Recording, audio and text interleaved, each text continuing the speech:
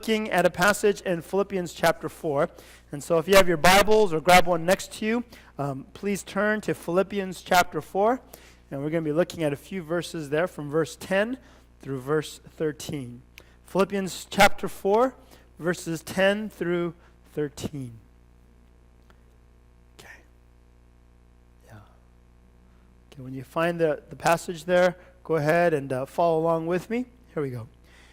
I rejoiced in the Lord greatly that now at length you have revived your concern for me.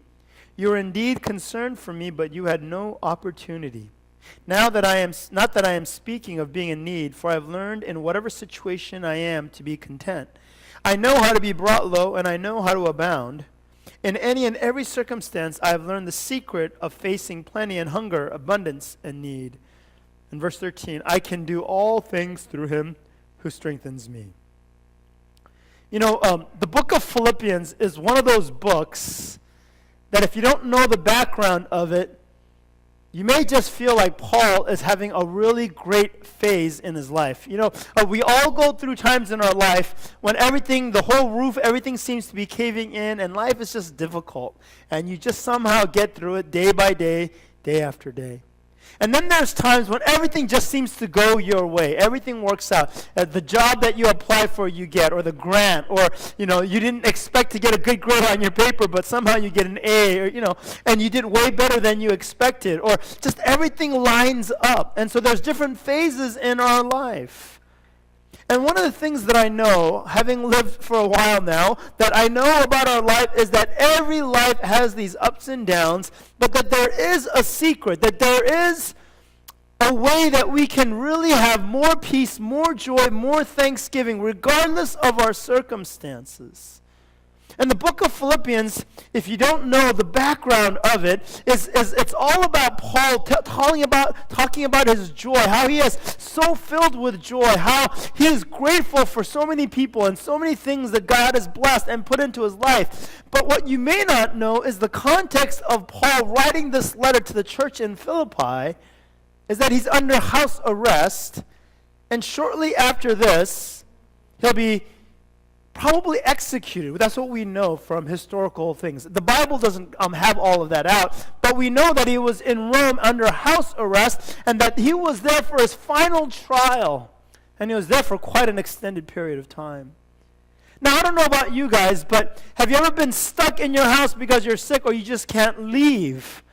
I don't know if you've ever had that experience, but it's a miserable kind of an experience. My parents, some of you guys know, but my parents during my college years ran a tiny motel up in Northern California in the Redwood Forest, and the main attraction site in that city was a steam engine train. And so people from all over the world would come, but nobody in California or in America knew what the heck that place was. It was a tourist attraction from people in like Germany, Australia, whatever, but nobody else knew. And my parents ran this small, like 30-unit motel, and every summer I would spend some length of my time. And every year, my freshman year I spent 3 months. My sophomore year, I spent 2 months. My junior year, I spent no months because it got really bad. I just didn't enjoy it. Why? Because when I went there, probably for like 2 or 3 weeks at a time, because they were there 365 days, they didn't hire a manager. They didn't want to take off. And so I'd be stuck at the motel all by myself, 24 hours a day, 7 days a week for 2 weeks. And it was just miserable. They would buy me every food that I wanted, fill it up, and she would cook like crazy before I got there. But as soon as I came home, they go, "Oh, we missed you, we love you." And then after a day of that, they're like, "We're leaving. We're going to Vegas. We're going to go hang out with your family. We're going to go somewhere." And then they just jet. And I knew that was going to happen, but I thought they'd at least hang out with me for a day or two more. But they were just so stir crazy, right? And that, you know, back then it was like, you know, you had to go to like the videotape, and, you know, they had videotapes, right?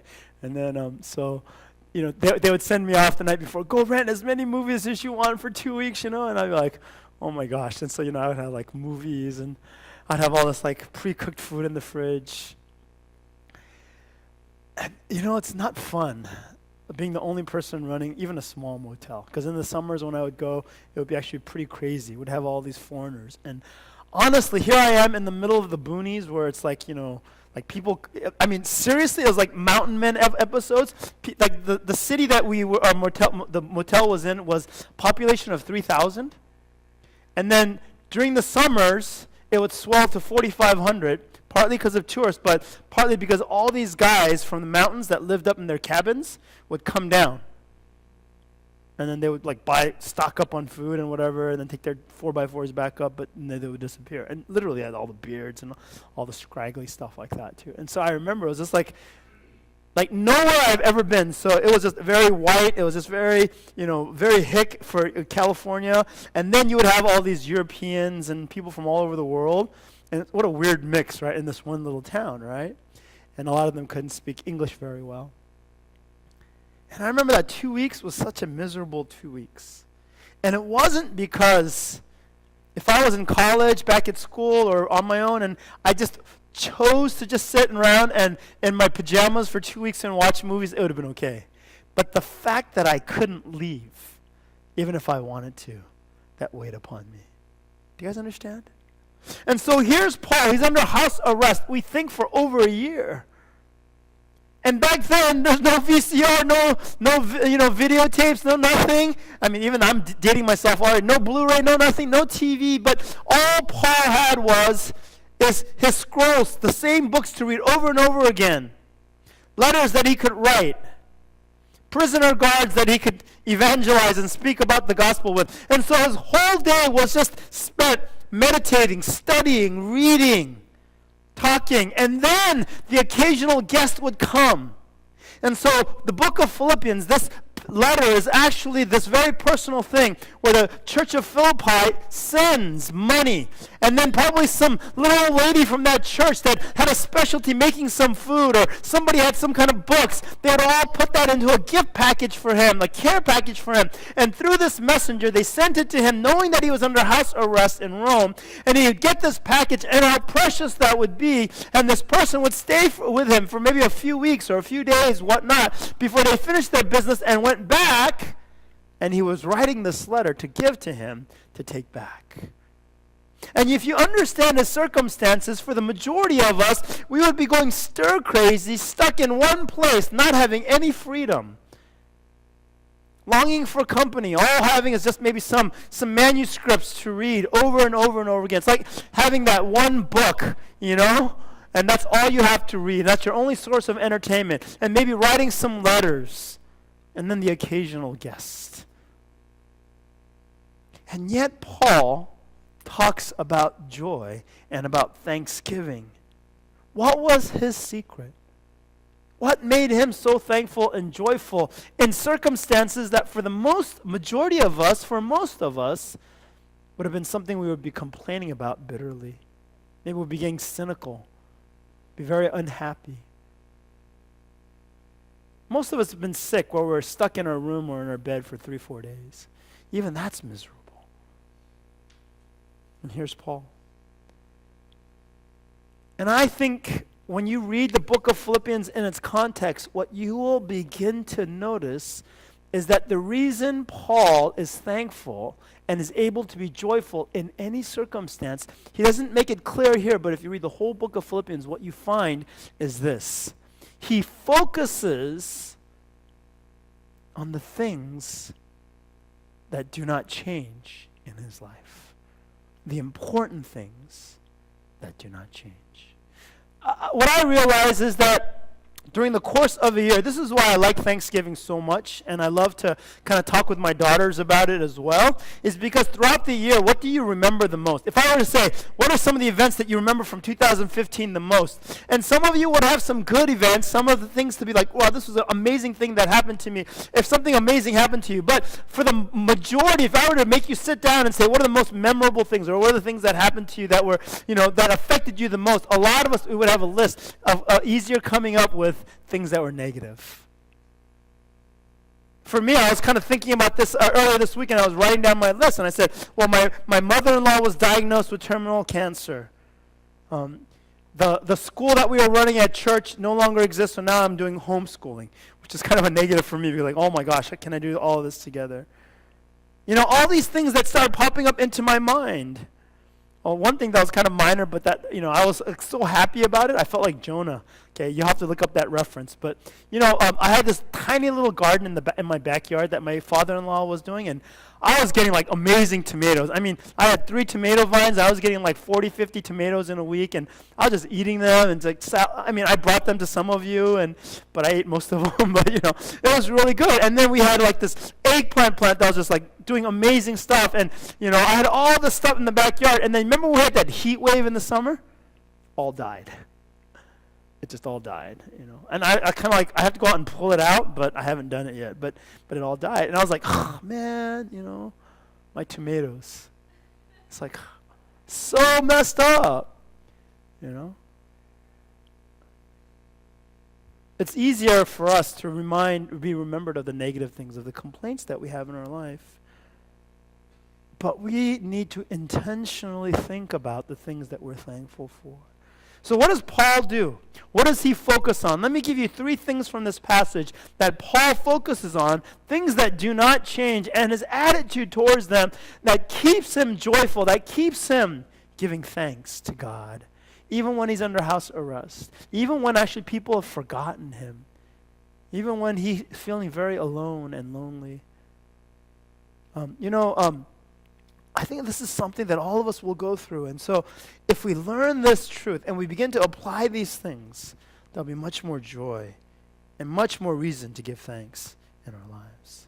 The first thing that I want to point out to you is this. In verse 10, he says, I rejoiced in the Lord greatly that now at length you have revived your concern for me. He's talking literally about sending an envoy to him with this kind of care package, this thing. And he's saying, I'm so excited that you remembered me.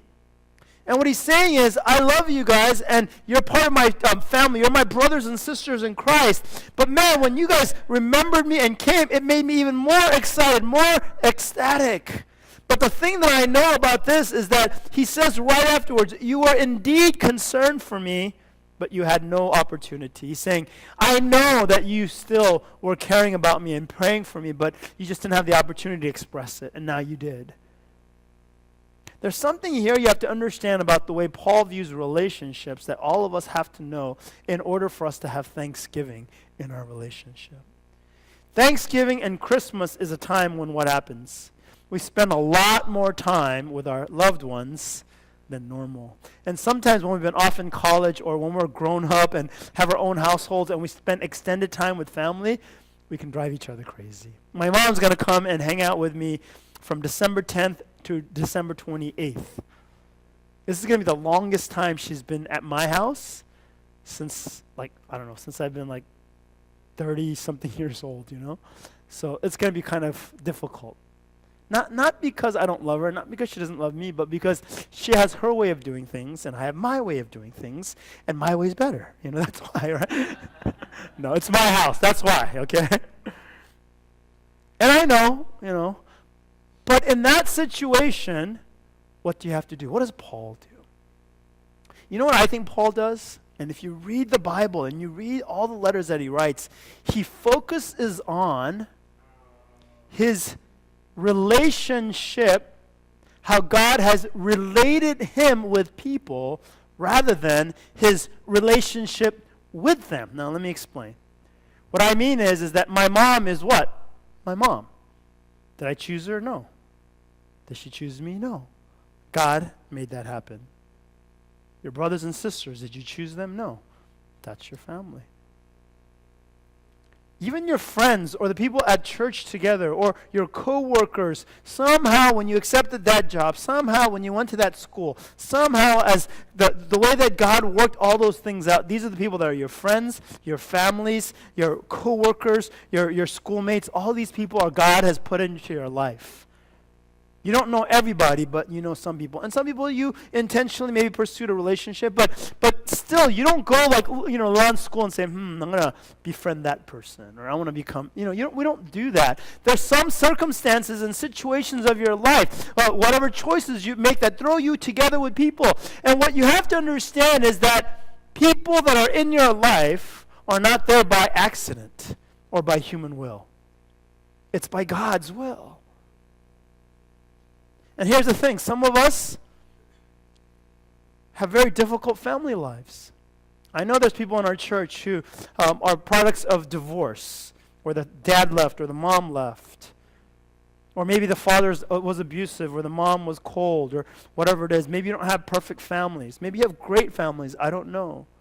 But the thing is if we look at them and say, well, now that they're treating me well, now that they've been good mom and dad, now that they've been a good brother or sister, or because they care about me, I'm going to care about them, and I'm going to have a good heart towards them. If we focus on whether or not we have good parents, whether or not we have good siblings, whether or not, they're good for me, and all these kinds of things, then what ends up happening is that our joy and our thanksgiving is going to go up and down depending on how our relationship was going with our parents.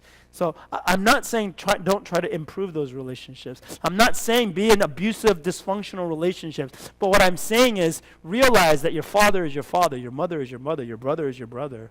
That will not change. And when you realize that and say, God, I'm going to make the most of it, that's when joy will come into your life, because what they say and what they do won't bring you down or bring you up. Do you guys understand what I'm saying? I think too many of us were looking for, and this is true for a lot of people who maybe were distant with their parents, or a little bit abusive, or the parents were cold or whatnot. We look for a wife or a husband that's somehow now going to make us complete and fill us all up and make us happy and joyful. And the reality is that every person has flaws and will fail. And what you have to do is you have to say, I intentionally will choose to love you even if you don't love me back. And I'm going to love you as you are, all the while hoping that you mature and grow, because that's my path to joy. That's my path to thanksgiving. To give thanks for that person, even all the while where you say, I don't like your behavior or your action or what you do. I don't give thanks for an alcoholic father who's abusive. I wouldn't do that. But at the same time, I would say, God, I give thanks for this person that you've created, and Lord, the potential that's within him, and I pray for him that he would grow into a man of God and know you, and I will not give up hope until his last days, and I'm going to just continue to pray for him. All the while, I'm still going to be talking about the stuff that they're not doing right, and I'm going to say, no, that's not acceptable. I wouldn't let them into the life of my children to be able to mess them up, but at the same time, I'm not going to shun them if they want to come back, and we give them opportunity after opportunity, and because of that, you're not tossed and turned by your relationship with them. I know people who are fully grown, my age, that are still just thrown for a loop when they go back and meet their mom or father or brother or sister, and they go like, oh, I'm so frustrated. Well, why do you let that happen? Why isn't our relationship better? And some of them get discouraged and say, my mom and I will never see eye to eye. My dad and I will never be. Oh, well. For me, do not let how your relationship is affect the fact that you are related to that person, and that God has given you a purpose. And that purpose is that you have the opportunity to be God's grace, God's love in them, in their life. I'm talking about the difficult folks. I mean, some of us have very lovable families. That's awesome. I'm so glad for you. But when they disappoint you, then don't turn around and they say, well, I'm going to just write them off now. There's times when we go through things like that. That's why so many couples get divorced. That's why so many parents and children, I've seen this where I look at the parents and they're really good parents, and the kids and they're really good kids, and they're estranged. Not in the way that they hate each other, but they just don't contact each other. For just a little argument, for just a little thing. Isn't that silly? But it happens all the time. Paul focuses on the fact that God gave these people into his life. When you look around at our church, when you look around at your school, at your home, at your family, say, these are the people that God gave me. Some to encourage me, and some for me to encourage. Some to bless me, and some for me to bless. But all of them for me to love and give thanks for, because they're precious in God's sight. That's the way that Paul views people. Not what have you done for me lately, but the fact that you are just part of my life, and I choose to care for you. That's such a huge different change, but it is radically important for us to do in order for us to become mature. Otherwise, Christ would have come into this world and say, man, some of you guys suck as people. I don't want you. Seriously. Just a few of you. Okay, I got some of you, and you'll be my disciples, and I'll bring you guys to heaven. The rest of you, bye. But he doesn't. He takes the worst of the worst. The murderers, the cheaters, the liars, the backstabbers. And he says, you're welcome into my kingdom. And that's transforming. The second thing that Paul does is he not only focuses on the fact that he's in relationship with people rather than how the relationship or how good or bad it is, he focuses on God who's in control rather than the circumstances of his life that he does not control. He says, I have learned in whatever situation I am to be content. He's saying, no matter what happens, whatever situation happens, because we won't know what situations are going to arise. You may get in a car accident tomorrow. I know some of you guys I had a car accident earlier this year, and it was my fault, and I haven't had a car accident like in 10 years, and I was like, oh man, and it's something that sometimes things just happen, right? Or somebody rear ends you, or somebody gets ill, or you lose a job, or something else happens that just changes your circumstances. And Paul says, I know how to be content. Why? Because he focuses on God who is in control rather than the circumstances that he does not control. There's a serenity prayer that Alcoholics Anonymous use, and it's been around for centuries, but I love it because it reminds me whenever things are going crazy and haywire, trust me, it happens to me about once a week. When my daughter, like my younger one, this past week we had this whole blowout with my little one because she just refused to do any study. She sat with a math page that I assigned her for 3 hours and did 2 problems. I was like, I almost wanted to say, okay, let's go to McDonald's. And I was going to take her there, say, see those this is where you're going to be working. I didn't want to embarrass those folks. This is your future, this is your future right here. Why don't you just go and start working here now? That's what I was going to tell her. She goes, I hate math. I don't like math. And I go, that's why you have to do it. But it was just a struggle. And I was just like, oh, Lord, why, Let me just send her to school and just get, low grades and, whatever. Just, But then I thought about it, and it wasn't literally this, but I thought, okay, I'm just thankful that I'm able to spend time with her every day, and I'm able to see what she's weak in and encourage her and push her, and yell at her a little bit as needed, and encourage her to do well. Because honestly, in a class of 30 kids with a teacher, they would just say she's below average in math and just leave it at that and then just move her up and move her up. That's what would happen. I don't expect her to be a math major. I don't expect her to be phenomenal in math. But I expect her to be at least, able to add and multiply and, balance her checkbook and whatnot. But when I realize that God will take care of her, it brings me peace. Literally, I've been spending the last 3 months teaching her the multiplication tables. I mean, most of us, it takes us a couple of days, right? Right now, she knows how to do all of them. But then if I don't remind her and make her do worksheets for a day or two, she forgets.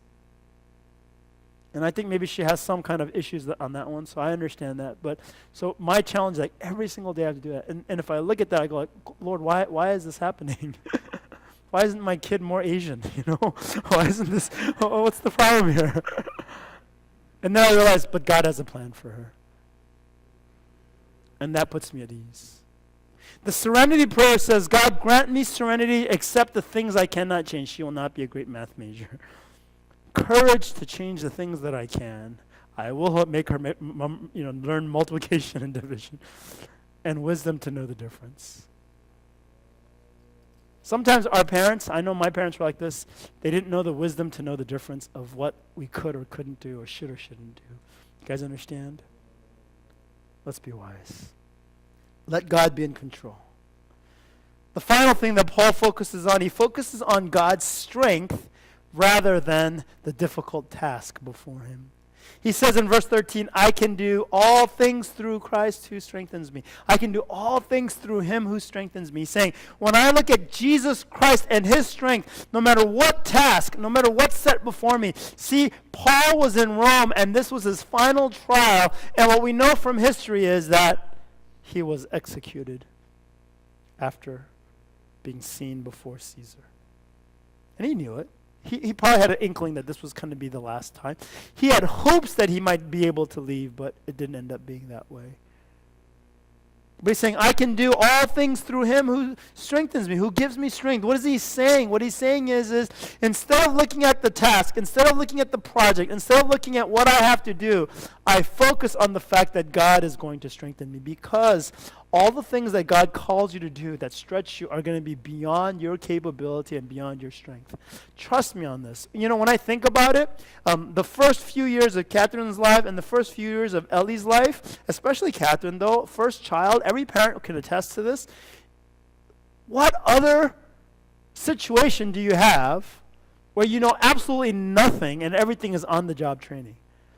Think about it. Having a child is literally like that. You can read books all that you want, but it is radically different from one day not having a child. Well, I mean, it's in the tummy, but then the next day you're having a child. Trust me, it is the most life-changing thing that will happen to you when you have a child. And it's good. But if you think about it, I mean, honestly, when I think about it, it's kind of crazy. Who among us, I mean, like, you know, you take, like, David and Ari just had Stella, right? Who among us would take that child and say, Aaron, here, take care of her for a week? Yeah. I wouldn't do it, though.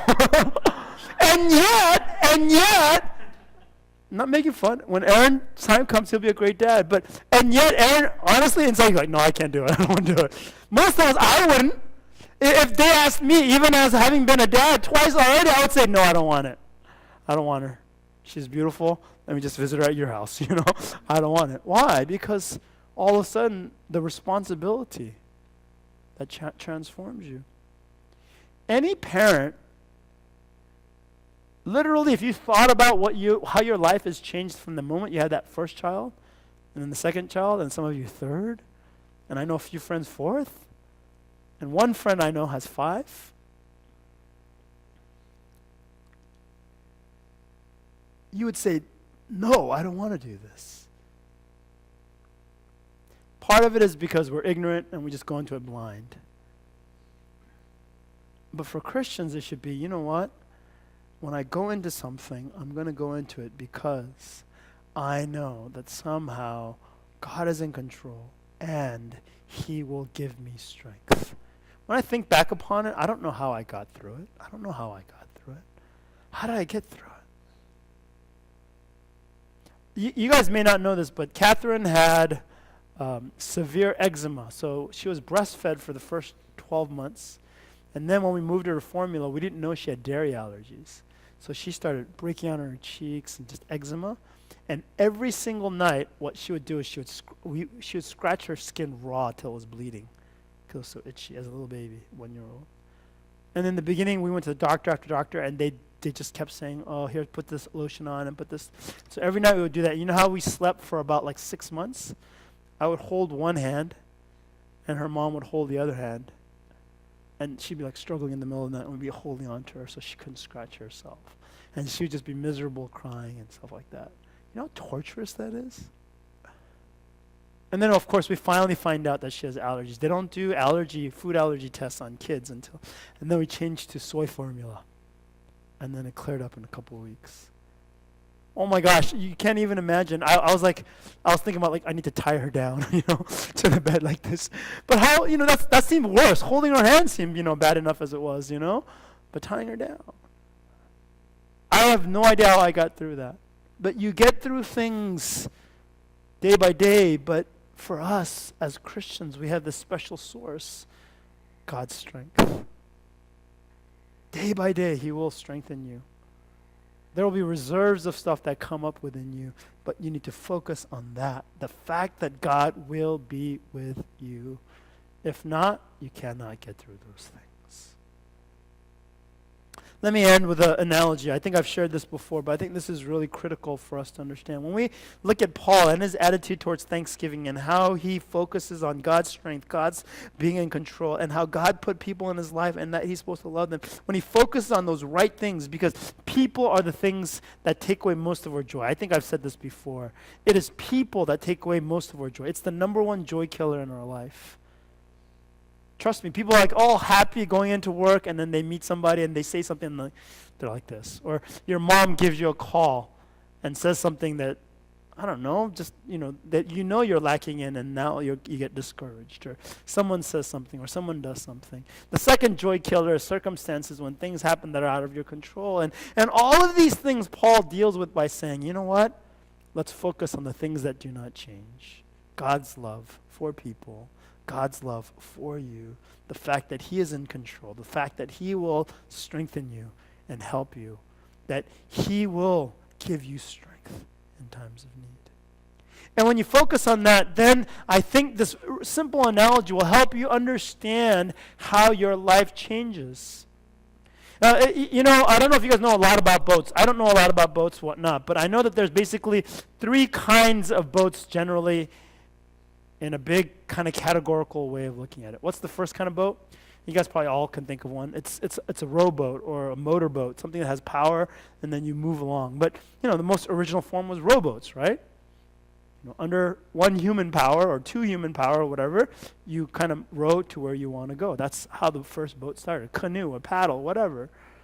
Even before that, you know what the boat was? It was not even a boat. What was it? It was a raft. You just have like a steering thing in the back and you just let it go, right? It's like Huckleberry Finn, Tom Sawyer kind of a thing where you just go down the river and you just direct it. That's another kind of boat. A raft, a rowboat, and the final one, sailboat. Sailboat. I think for most of us, the way that we live our lives, if we were to look at our lives really carefully and how we live our lives, and whether we're talking about joy and thankfulness or just whatever it is, we row. We have a goal.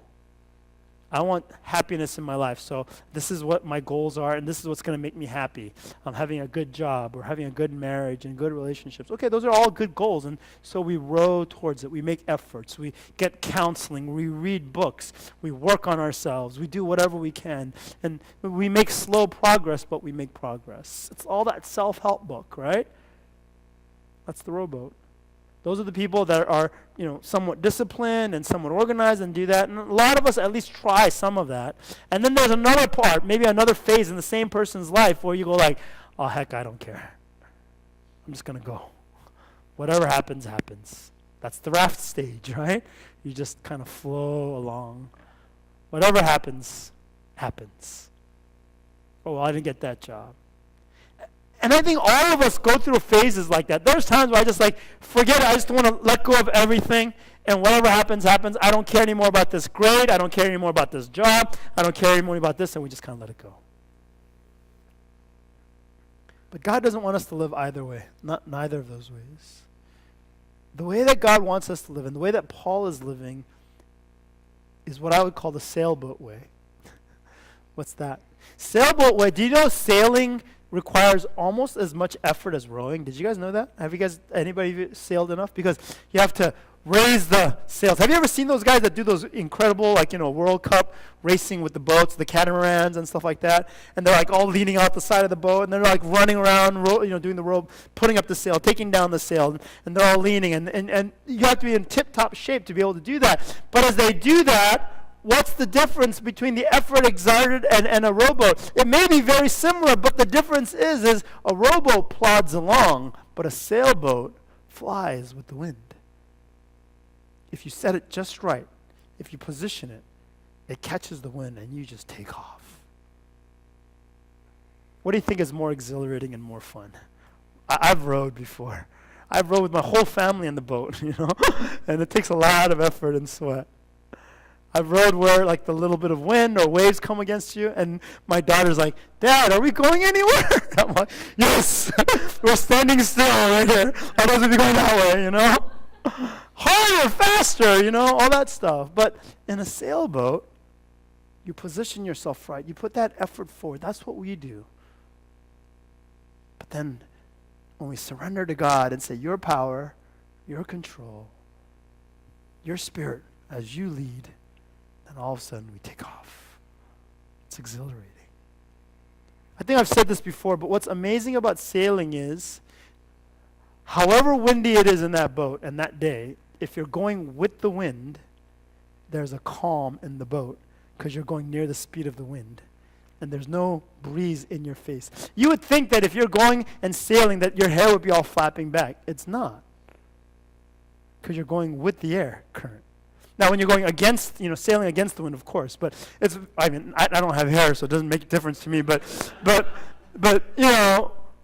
it's cool because you don't feel as cold when you're in your sailboat as when you're in a rowboat. It's weird, but it's true. And it's much quieter. And you're just kind of going along. And there's a sense of peace and serenity. See, when we focus on God, when we focus on His power, when we focus that He's in control, when we focus that these are the people that God wants us to love, when we focus on those things, then all of a sudden, even in the midst of the greatest storm, we're in a calm because the Spirit of God is just moving us along. That's the place where joy and thanksgiving and peace come together. And it is ours, no matter what circumstances you find yourself in. We just need to fix our eyes, change where we're looking. May we do that today. May we give great thanks. May we have great joy. And may people receive it from us, especially our loved ones and families. Let's pray together this morning.